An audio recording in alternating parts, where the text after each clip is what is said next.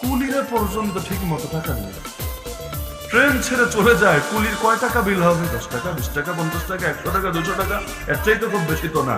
কিন্তু যদি কুলিগিরি না করে বুকে একটা বন্দুক ধরে বলতো 500 না 5000 দে, দিত নাকি দিত না? একই মানুষ কুলিগিরি করছে, তার টাকা না দিয়ে ভেঙে যাচ্ছে, বুকে যদি বন্দুক ধরে বলতো 5 লাখ দে, পকেটে যা আছে সব দে, ঠিকই দিত। তাহলে আমরাই তো খারাপ করি মানুষকে, আমরাই তো আমাদের খাসলতের কারণে তো মানুষ বাধ্য হয় এগুলোকে ধরাতে। যে শিক্ষা ব্যবস্থা বহু ধরনের ঝামেলা আছে।